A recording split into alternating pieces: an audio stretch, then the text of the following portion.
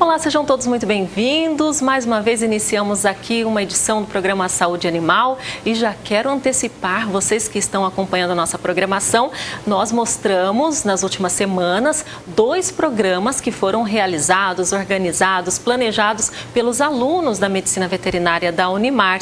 Então já venho explicando para vocês que é uma série de 3 programas. O próximo então virá na outra semana e eu estou interrompendo esse ciclo de apresentação, mas é certamente por uma ótima causa, porque nesta semana, como vocês já sabem, acontece a 27ª edição da SECAM. A abertura oficial aconteceu na manhã desta segunda-feira e nós tivemos a honra de receber aqui o presidente que vem, justamente, a gente sempre fala, né, da importância do Conselho Regional, mas agora nós temos a visita do presidente do Conselho Federal de Medicina Veterinária. E ele está aqui com a gente hoje, nós não poderíamos perder a oportunidade. Dr. Benedito Fortes de Arruda gentilmente atendeu a nossa solicitação e veio ao nosso programa Saúde Animal. Já conheceu um pouquinho da cidade, campus da Universidade de Marília, então é com muita alegria que nós recebemos o senhor aqui no Saúde Animal. Seja bem-vindo, presidente, tudo bem? Tudo bem, muito obrigado essa oportunidade que nos dá e essa oportunidade que nos deu aqui, né, com o professor Fábio Manhoso, em possibilitar eu vir a conhecer não só a cidade de Marília, mas também conhecer a Unimar. Para mim está sendo uma grata surpresa, porque eu imaginava a Unimar como se fosse uma estrutura muito pequena, mas é uma estrutura muito grandiosa, né? E é uma coisa assim extremamente difícil de se ver em outras partes, né? Uma universidade plantada dentro da cidade, mas com todas as características da área rural. Sim. E interessante também, né, essa receptividade, a troca de experiências, mas essa parceria já é longa, exatamente porque o professor Dr. Fábio Manhoso está muito próximo e ligado ao Conselho Federal, não é isso, doutor? É verdade, né? Ele já teve a oportunidade de oferecer os seus conhecimentos para o Conselho Federal quando participou de uma das nossas comissões e trouxe alguns valores a serem distribuídos em nível nacional, né? E agora somos nós que estamos aqui fazendo presente no sentido de poder fazermos essa parceria, né? Essa troca de experiência e de conhecimento.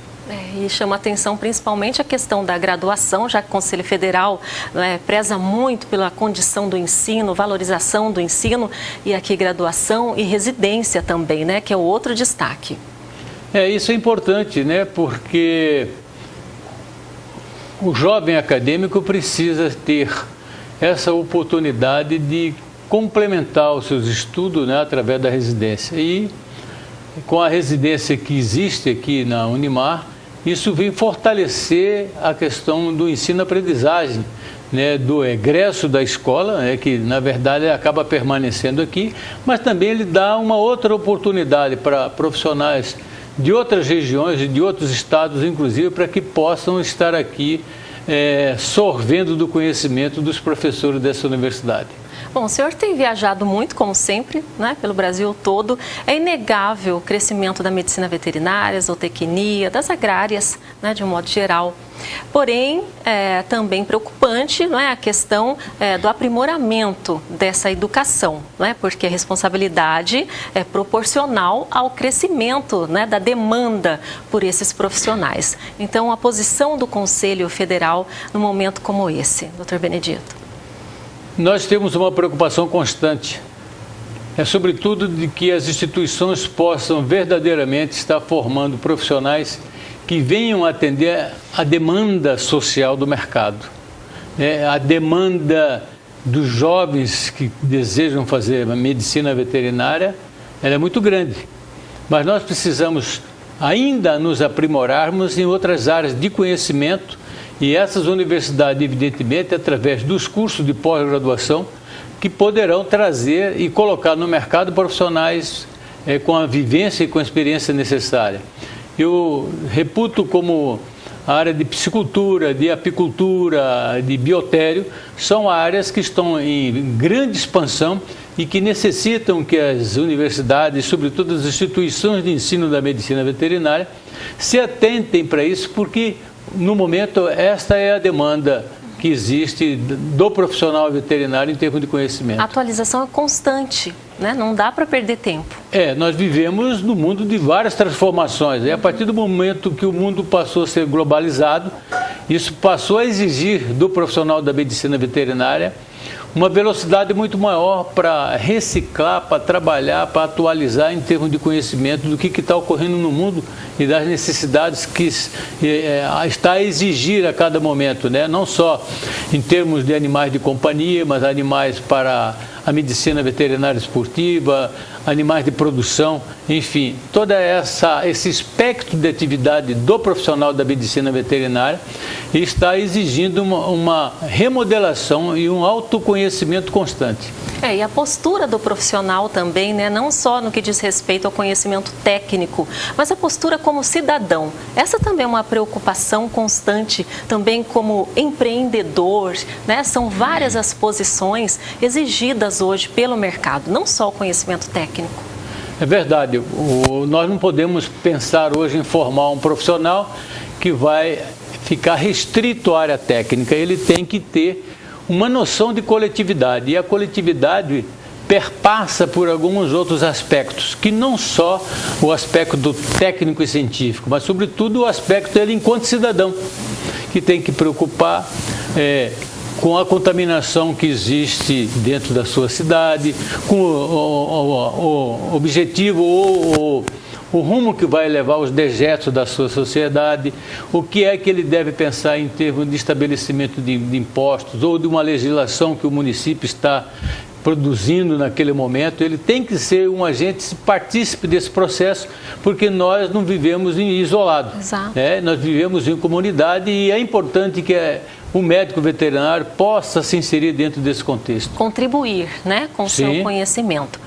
Doutor Benedito, nosso programa, ele na verdade é feito por profissionais da área, justamente para levar o dia a dia, o cotidiano dos profissionais à população. Então, a gente percebe também esse interesse dos conselhos regionais e certamente do Conselho Federal, né, em levar ideias, sugestões e informação que não seja tão técnica, né, nessa apresentação dos profissionais à população. Essa aproximação também é uma evolução e é muito importante que as pessoas em casa entendam a importância do médico veterinário para a saúde única, que é um termo muito utilizado a partir de agora. Queria que o senhor falasse um pouquinho sobre isso. Adoraria ouvir o senhor falando sobre esse tema. Esse termo saúde única, ele foi criado na década de 60 por um veterinário. Percebendo ele que a saúde é uma só. Não adianta nós querermos dividir a saúde animal da saúde humana e a saúde da natureza. Ora, então, o veterinário ele está absolutamente inserido dentro desse contexto. Na medida em que ele trata do animal, dando a ele bem-estar e dando saúde, sobretudo, ele está na outra ponta, permitindo que o ser humano também tenha bem-estar e tenha saúde, porque ele vai receber um produto de qualidade e inócuo do ponto de vista alimentar para a transmissão de doenças. Ora, e se isso, dentro de um contexto produtivo, que é uma propriedade rural, também ele vai orientar o fazendeiro, o produtor rural, de que forma ele deve tratar os dejetos, o lixo de sua propriedade, para que a natureza não possa ser agredida. Então ele é o responsável por essa saúde única e evidentemente que esse trabalho ele deve realizar na medida em que ele transmite não só ao produtor, mas à dona de casa, o papel que o veterinário representa. Muitos imaginam que o veterinário fica restrito apenas à atividade de atendimento de uma clínica veterinária para cães e gatos ou boi do fazendeiro. Não, em absoluto, o veterinário ele está presente em locais que você nem imagina. Hoje, por exemplo, na questão do bioterrorismo, o veterinário é presente na questão do bioterrorismo. Hoje, quem comanda a segurança americana é um veterinário. E, no princípio, todo mundo... Mas por quê? Porque eles têm uma preocupação mais constante de uma contaminação alimentar do que hoje querer derrubar alguma outra torre, que torna-se humanamente quase que impossível.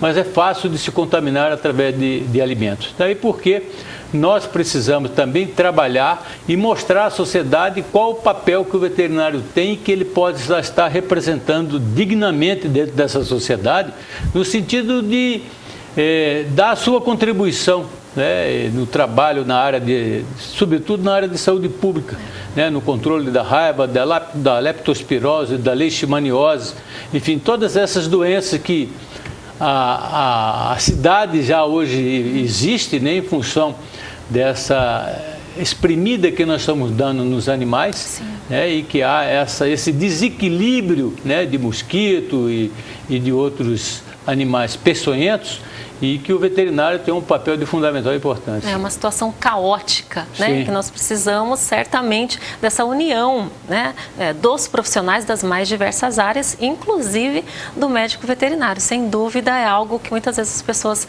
não pensam.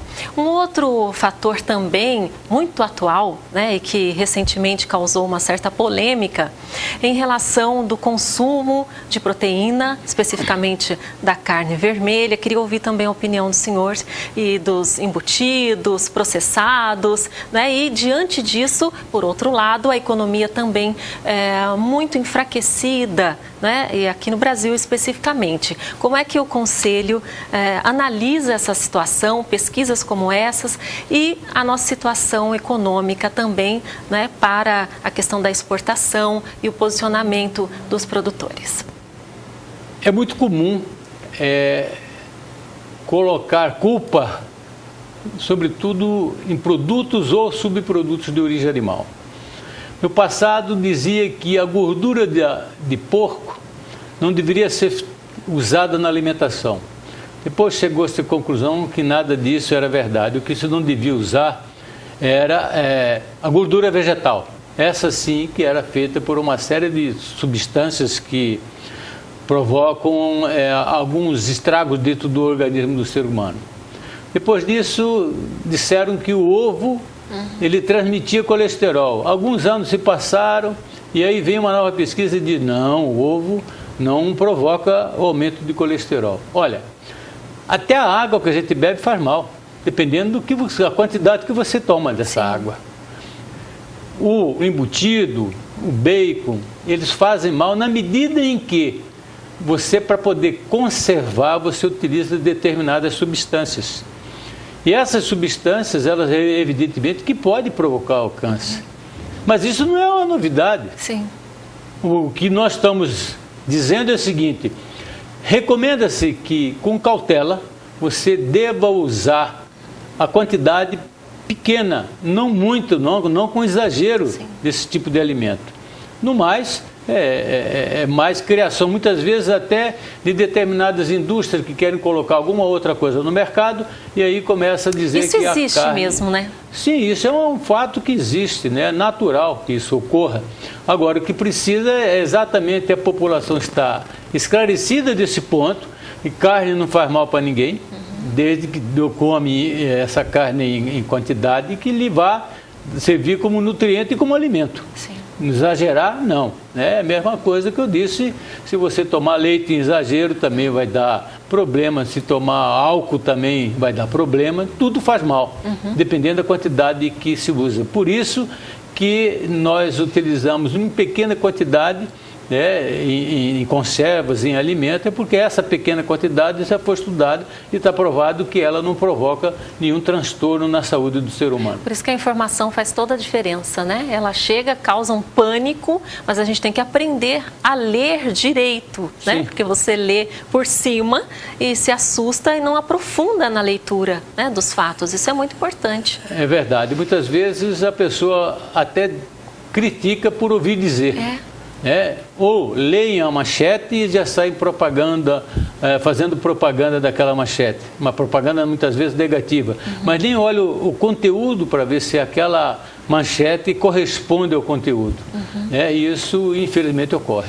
E aí, já que as pessoas gostam tanto de participar, compartilhar ou criticar, como é que o senhor analisa, às vezes, a falta dessa parceria, né, que seja mais estreita, no que diz respeito, por exemplo, à denúncia, a uma fiscalização, porque todos nós deveríamos, pelo menos, ser fiscais, né, não só do alimento, mas do maus tratos aos animais, né, para que nós pudéssemos nos aproximar, né, na realidade, dos conselhos, né, dos médicos veterinários, também buscando a maior qualidade de vida ou produto de qualidade, não é? Evitando uma carne que não seja condizente com o que é o ideal, não é? Como é que a gente pode chegar, na opinião do senhor, a esse tipo, a essa aproximação, né, a um cidadão mais consciente, já que a gente gosta tanto de falar e olhar, observar, criticar, como é que a gente pode usar isso de um jeito mais benéfico? Eu costumo dizer que no Brasil só poderemos resolver essas situações todas com a educação. Enquanto não houver educação, a questão de saúde, de segurança, de bem-estar, a questão de educação, tudo isso não vai existir. Não vai existir porque o ser humano, por si só, ele gosta de facilidade, não gosta de dificuldade para poder aprender qual é o comportamento mais certo, qual é o comportamento que ele deve ter. Isso só é possível com a educação, porque há uma manipulação, sobretudo de políticos, que têm algum interesse em fazer com que as pessoas não fiquem esclarecidas, né? E muitas vezes comandam um processo intelectual de manipulação mental das pessoas e que nos leva a isso. Então, se nós tivermos educação, e olha que eu digo educação, começar a tratá-la com a seriedade que ela merece agora, para daqui a umas 4, 5 gerações, nós começamos a viver uma era mais diferente do ponto de vista de bom relacionamento, de honestidade, de ética, porque nós precisamos hoje de ter essa responsabilidade, porque lei nós temos. Muitas. Nós temos um dos códigos do consumidor mais avançado do mundo. Nós estabelecemos na venda dos nossos produtos que tem que ter a validade, mas quais são os consumidores que olham a validade? Do outro lado, tem os comerciantes também que são mau caráter, que deixam na prateleira do produto vencido, ou que fatiam, por exemplo, queijo, presunto. Daí a importância do médico veterinário, da presença dele em supermercados, que isso ele não deixaria que ocorresse, porque ele estaria controlando isso. Todo supermercado tem que ter um médico veterinário responsável, técnico responsável. Há necessidade de se ter um médico veterinário dentro dessa área, porque eles manipulam produto de origem animal. Então, se você corta uma carne dentro do supermercado, você precisa de ter o veterinário. Se você tem ali os enlatados, os embutidos, e se você fatia produtos ou subprodutos de origem animal, você precisa de ter um médico veterinário para que ele possa orientar não só quem manipule, mas sobretudo também o consumidor. E a gente tem que ficar de olho nisso, né? É importante. Tem que ficar atento, porque senão as coisas vão acontecendo, né? E aí o mais delicado nos açougues também, né? Abate clandestino, que a gente nem fica sabendo e a situação vai seguindo assim, como Deus quer, né, doutor Benedito? Porque falta exatamente da educação, porque se o consumidor tivesse educado, ele não procuraria esses animais que foram abatidos no frigomato.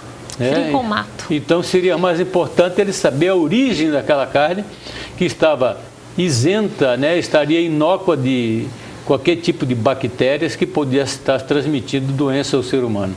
Aí quando o senhor fala em educação, para voltar ao início da nossa conversa, eu fico imaginando a complexidade que é a formação do médico veterinário, desse jovem que chega à universidade, né, às vezes carente de muita informação, carente desse contato com a realidade. Quer dizer, o ensino vai além mesmo desse conteúdo técnico, né? Muito complexo.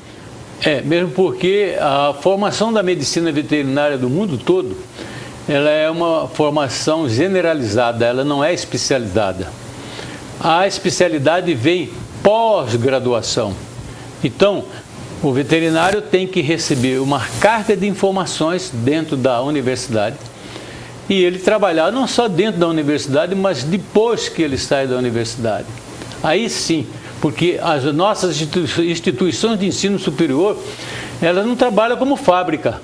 Então você não encontra o veterinário como você encontra um outro produto industrializado na gôndola do supermercado. Você não vai encontrar ali um veterinário com prazo de validade, sim, com uma embalagem mais bonita, mais perfeita.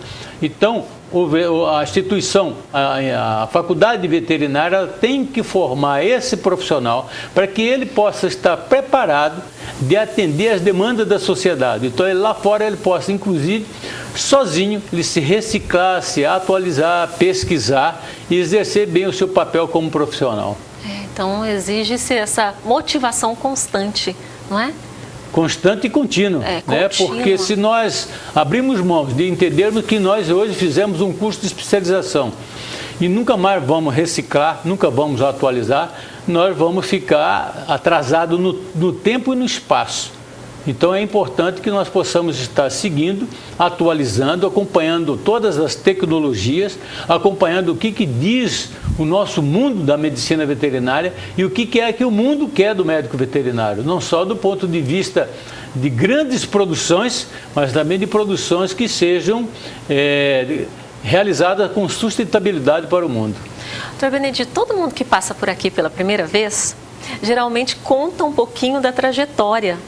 Não sei se eu posso fazer isso, aproveitar a oportunidade aqui, o senhor está vindo a primeira vez, porque é muito interessante ouvir, né, o porquê da escolha da profissão. A gente acha que já vai ter que encerrar rapidinho, né? Mas gostaria muito de ouvir porquê da escolha da profissão, dessa trajetória, porque certamente é uma paixão pela profissão. Todos que falam aqui falam justamente dessa paixão. O senhor poderia contar para a gente? Posso? Não sei se o tempo vai permitir, mas 5 minutinhos acho que dá. Eu nasci no interior de Mato Grosso, numa cidade muito pequena, na verdade uma vila muito pequena, que nem município era, e que nós tínhamos um convívio com a natureza muito grande, principalmente com os animais.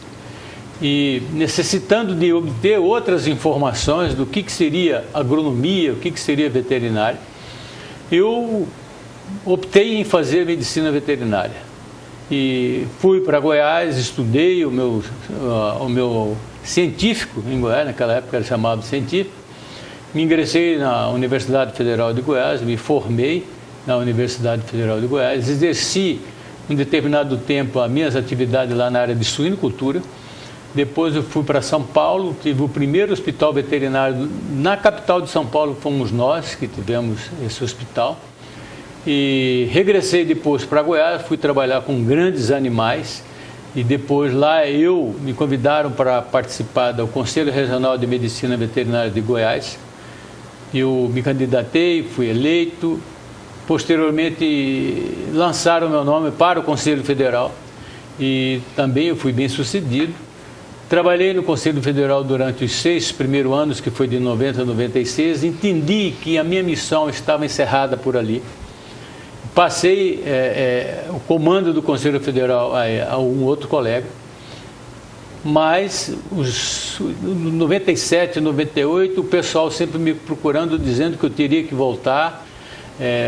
Eu resisti muito, mas até que enfim eu aceitei novamente esse desafio em 99 e de lá eu tenho até hoje renovado meu mandato, graças a Deus, de forma aberta, clara, leal e democrática, obedecendo o que estabelece na nossa legislação.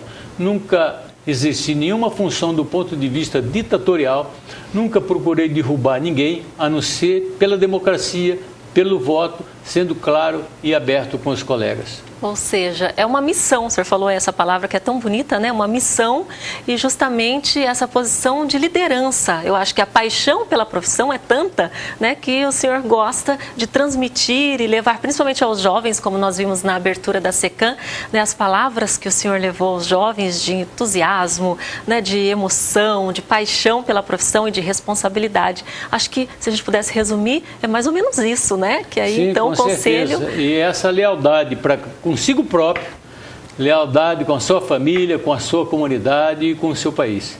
Muito bem. Tenho muito que agradecer a presença do senhor aqui, que o senhor possa retornar outras vezes ao nosso programa também e à Universidade de Marília. Parabéns pelo trabalho e fica justamente aqui a nossa homenagem e o respeito ao trabalho que o senhor realiza viajando por todo o nosso país. Muito obrigada, doutor Benedito. Eu também quero agradecer. Muito obrigado e um grande abraço a você e a todos. Muito obrigada. Bem, assim nós encerramos então mais uma edição do programa Saúde Animal. Na semana que vem vocês voltam a acompanhar o projeto especial de competências humanísticas, que são programas organizados e realizados pelos alunos da Medicina Veterinária da Unimar. Até mais.